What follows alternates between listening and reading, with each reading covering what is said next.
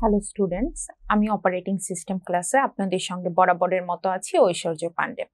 আজকে আমরা শুরু করব চ্যাপ্টার 5 প্রসেস শিডিউলিং। এখন আমরা আলোচনা করব এফসিএফএস শিডিউলিং অ্যালগরিদম নিয়ে। এফসিএফএস হচ্ছে first come first serve. FCFS algorithm সবথেকে simplest algorithm among the scheduling algorithm. এই অ্যালগরিদমগুলির মধ্যে এফসিএফএস এমন এক ধরনের অ্যালগরিদম, এটি ফলো করে হচ্ছে FIFO structure, that means first in first out. এইখানে আমার যেই প্রসেসটি সব থেকে আগে আসবে অ্যারাইভাল টাইমের ক্রম অনুসারে, যেই প্রসেসটি আগে রিকোয়েস্ট করবে সিপিইউকে এক্সিকিউট করার জন্য, ওই প্রসেসটি আগে এক্সিকিউট হবে। এখানে কোনো প্রিমশন নেই, যেই প্রসেসের অ্যারাইভাল টাইম অনুসারে এখানে প্রসেসগুলি এক্সিকিউট হয়। এখানে আমরা এক্সাম্পলের সাহায্যে এটি বুঝে নেওয়ার চেষ্টা করি। তিনটি প্রসেস এবং তাদের সিপিইউ বাস টাইম দেয়া আছে, আমাদেরকে অ্যাভারেজ ওয়েটিং টাইম বের করতে হবে। যথাক্রমে প্রসেস তিনটি হচ্ছে P1, P2, P3। এখানে প্রসেসগুলির বাস টাইম দেয়া আছে। প্রথমটি হচ্ছে 24 মিলি সেকেন্ড, তারপরটি 3 মিলি সেকেন্ড, তারপরটি হচ্ছে 3 মিলি সেকেন্ড। বাস টাইম বলতে কি বোঝায়? বাস টাইম হচ্ছে মূলত সার্ভিস টাইম। একটি প্রসেসকে এক্সিকিউট হওয়ার জন্য কতটুকু সময় প্রয়োজন বা প্রসেসটিকে কতটুকু সময় পর্যন্ত সার্ভ করা হচ্ছে, ওই টাইমটিকে আমরা বলে থাকি হচ্ছে বাস টাইম। এই ক্ষেত্রে আমাদেরকে বের করতে বলেছে অ্যাভারেজ ওয়েটিং টাইম। আমরা দুইটি সূত্র সবসময় মাথায় রাখার চেষ্টা করব। প্রত্যেকটি অ্যালগরিদমে আমাদেরকে এই সূত্রগুলি মাথায় রাখতে হবে। যে কোনো প্রসেস আমাদেরকে প্রথমেই প্রসেসটার কমপ্লিশন টাইম বের করতে হবে বা ফিনিশিং টাইম। কমপ্লিশন টাইম, শুরুতেই আমরা প্রসেসের কমপ্লিশন টাইম বের করে নিব। কমপ্লিশন টাইম বের করার জন্য আমরা গ্যান্ট চার্ট ফলো করতে পারি। তাহলে এই প্রসেসটির জন্য শুরুতেই একটা গ্যান্ট চার্ট এঁকে নেওয়া যাক। এখানে আমরা প্রসেসের ক্রম অনুসারে দেখতে পাচ্ছি এখানে কি বলা হয়েছে, উইদাউট অ্যারাইভাল টাইম। যেহেতু এখানে কোনো অ্যারাইভাল টাইম দেয়া নেই, ধরে নেওয়া হচ্ছে প্রসেস P1 অ্যারাইভ হয়েছে ফার্স্টে, প্রসেস P2 সেকেন্ড এবং প্রসেস P3 হচ্ছে থার্ড। তাহলে আমরা শুরুতে যদি এখানে একটা গ্যান্ট চার্ট ড্র করি,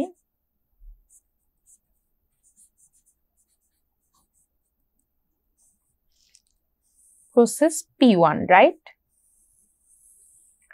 প্রসেস P1 আমার এক্সিকিউট হবে কতক্ষণ সময় পর্যন্ত, তার বাস টাইম কত? বাস টাইম হচ্ছে 24 মিলি সেকেন্ড।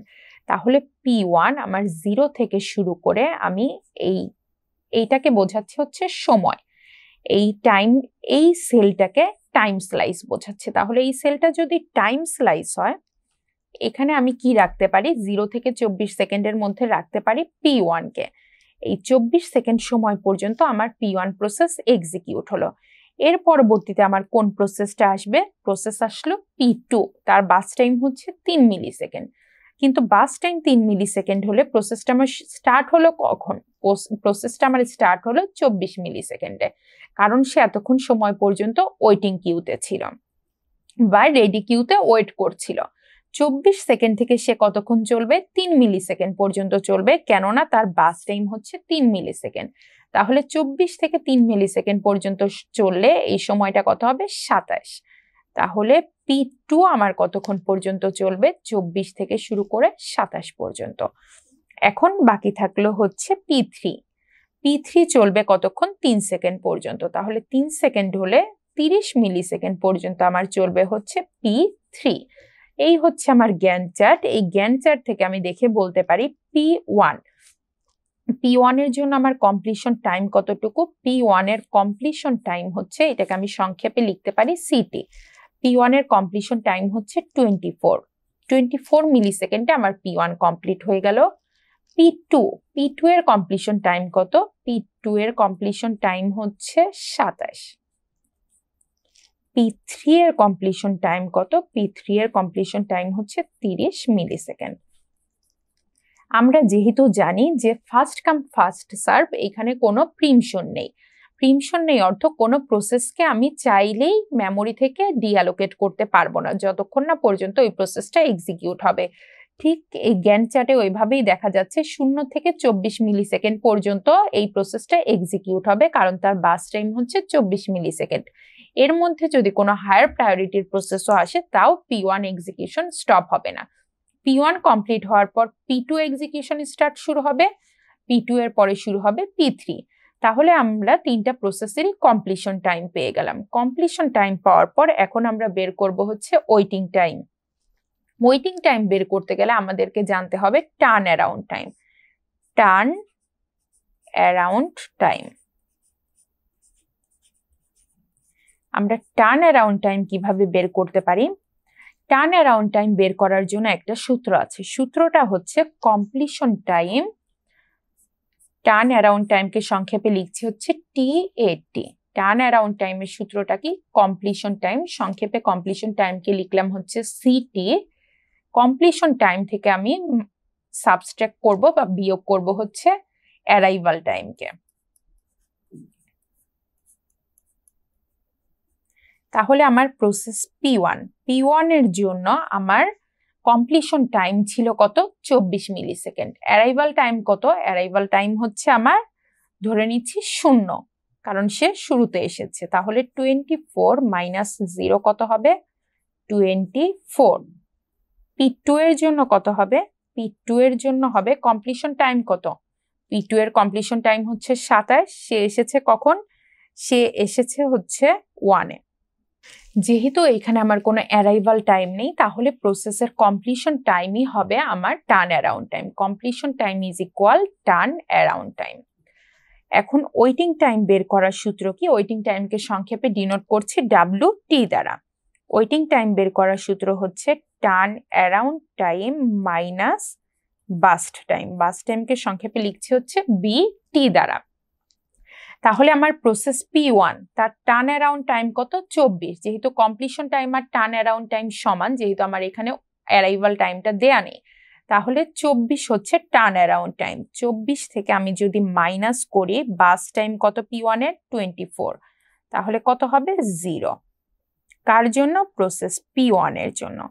প্রসেস P2 এর জন্য কত হবে? প্রসেস P2 এর আমার টার্ন অ্যারাউন্ড টাইম হচ্ছে 27, তার বাস টাইম কত? 3। তাহলে 27 মাইনাস 3 কত হবে? 24। সিমিলারলি P3 এর আমার টার্ন অ্যারাউন্ড টাইম হচ্ছে 30 মিলিসেকেন্ড, এইটার বাস টাইম হচ্ছে 3 মিলিসেকেন্ড। তাহলে 30 মাইনাস 3, কারণ টার্ন অ্যারাউন্ড টাইম থেকে বাস অ্যারাউন্ড টাইম আমি যদি বাস টাইমটাকে মাইনাস করি আমি তার ওয়েটিং টাইমটা পেয়ে যাব। তাহলে 30 মাইনাস 3 কত হবে? 27। এই হচ্ছে আমার তিনটা প্রসেসের জন্য ওয়েটিং টাইম। প্রসেস P1 এর জন্য 0, P2 এর জন্য 24, P3 এর জন্য হচ্ছে 27। এখন আমি অ্যাভারেজ ওয়েটিং টাইম কিভাবে বের করব? অ্যাভারেজ ওয়েটিং টাইম হবে হচ্ছে এই 0, 24 এবং 27, এদেরকে যোগ করে যদি আমি 3 দ্বারা ডিভাইড করি আমার কত আসছে? 17 মিলিসেকেন্ড। এই হচ্ছে আমার average waiting time. 0 plus 24 plus 27, যেহেতু আমার তিনটা প্রসেস, তাকে আমি ডিভাইড করব কত দ্বারা? 3 দ্বারা। আমার রেজাল্ট আসছে কত? রেজাল্ট হচ্ছে 17 milliseconds. Without arrival time first come first serve use করে এখানে আমরা একটা অ্যাভারেজ ওয়েটিং টাইম বের করে দেখালাম এই তিনটা প্রসেসের জন্য। আজকের ক্লাসে আমরা আলোচনা করব first come first serve scheduling algorithm with arrival time. তাহলে একটি এক্সাম্পলের থ্রুতে দেখে নেওয়া যাক। এখানে কোশ্চেনটা হচ্ছে 5টা প্রসেস দেয়া থাকবে, এই 5টা প্রসেসের দেয়া থাকবে বাস টাইম। আমাদেরকে অ্যাভারেজ ওয়েটিং টাইম এবং টার্ন অ্যারাউন্ড টাইম বের করতে হবে। তাহলে এখানে আমাদের দেখতে পাচ্ছি 5টা প্রসেস আছে, যথাক্রমে 5টা প্রসেসেরই অ্যারাইভাল টাইম দেয়া আছে 1, 2, 3, 4, 5 এবং বাস টাইম হচ্ছে 8 মিলিসেকেন্ড, 2 মিলিসেকেন্ড, 1 মিলিসেকেন্ড, 2 এবং হচ্ছে P5 এর জন্য 5 মিলিসেকেন্ড। যে কোনো প্রসেসে আমরা শুরুতেই কি করে নিই? গ্যান্ট চার্ট ড্র করে নিই। গ্যান্ট চার্ট থেকে আমরা ইজিলি ওই প্রসেসের কমপ্লিশন টাইমটা বুঝতে পারি। তাহলে আগে আমরা একটা গ্যান্ট চার্ট ড্র করে নিই।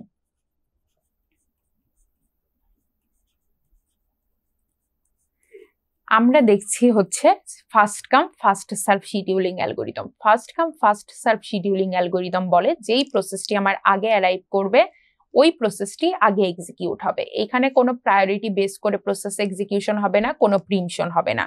প্রসেসের অ্যারাইভাল টাইমের ওপর ডিপেন্ড করবে কোন প্রসেসটি কখন এক্সিকিউট হবে। তাহলে এখানে আমরা দেখতে পাচ্ছি অ্যারাইভাল টাইম সব থেকে কম হচ্ছে প্রসেস P1 এর। তাহলে প্রসেস P1 ই এক্সিকিউট হবে সব থেকে বেশি সময় পর্যন্ত এবং P1 সবার আগে এক্সিকিউট হবে। আর বাস্ট টাইম দেয়া আছে, আমরা জানি বাস্ট টাইম হচ্ছে সার্ভিস টাইম। যে কোনো প্রসেস কতক্ষণ এক্সিকিউট হবে বা ওই প্রসেসটিকে কতক্ষণ সময় পর্যন্ত সার্ভিস দেওয়া হবে ওই টাইমটাকেই বলা হয় বাস্ট টাইম।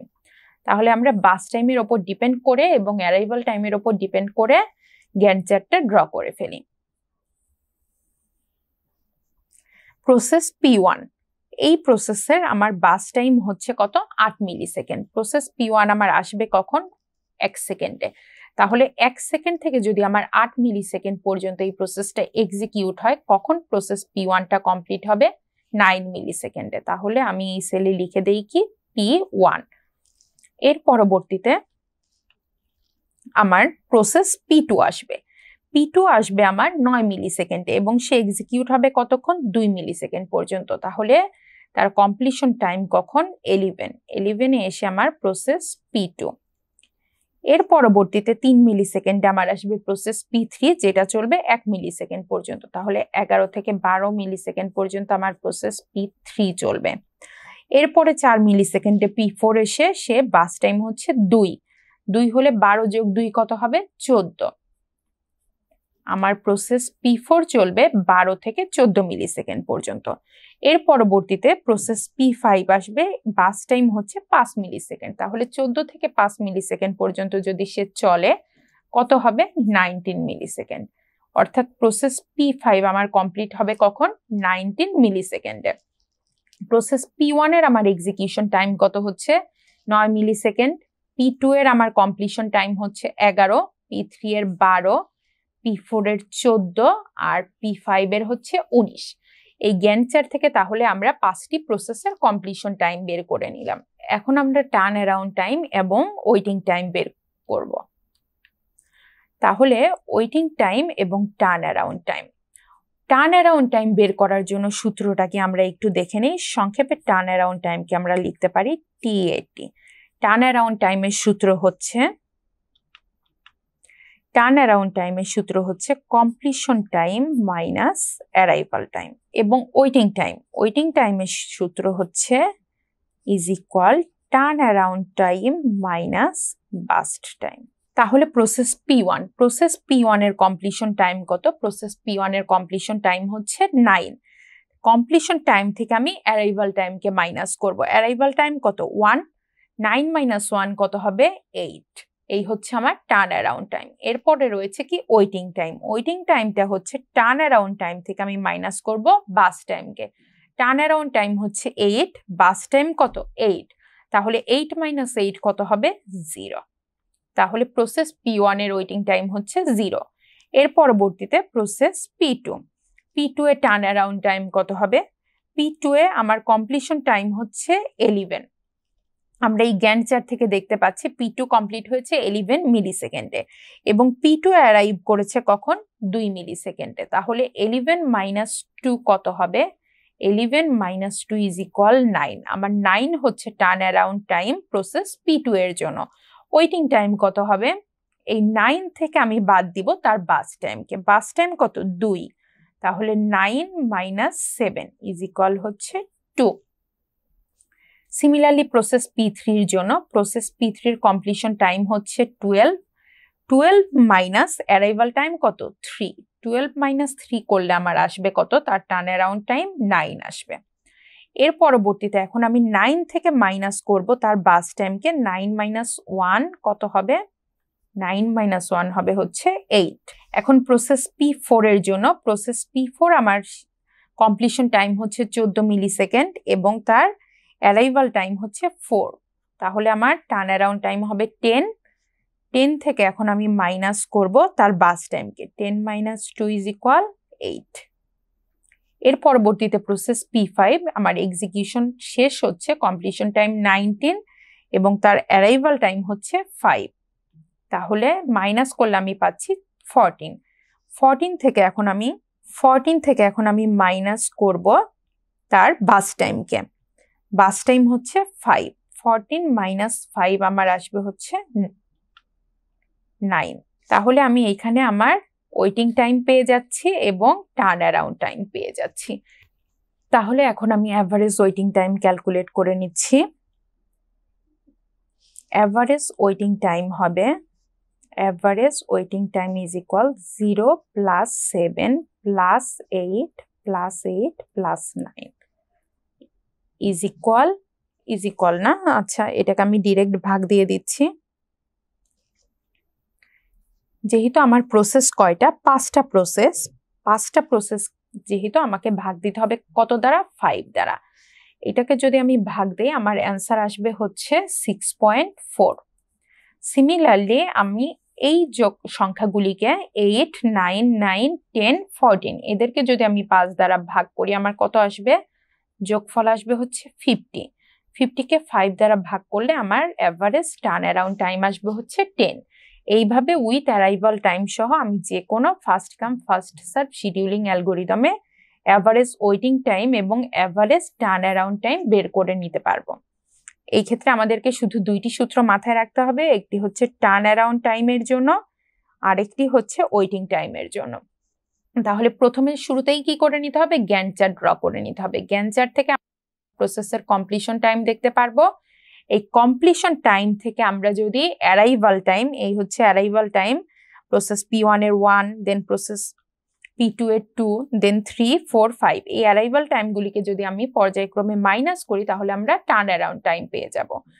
এর পরবর্তীতে এই টার্ন অ্যারাউন্ড টাইম থেকে প্রসেসের বাস টাইম বা সার্ভিস টাইম মাইনাস করলে পেয়ে যাব ওয়েটিং টাইম। পরবর্তীতে সব ওয়েটিং টাইমগুলিকে নাম্বার অফ প্রসেসের সংখ্যা দ্বারা আমরা ভাগ করে অ্যাভারেজ বের করে নিতে পারবো। ধন্যবাদ।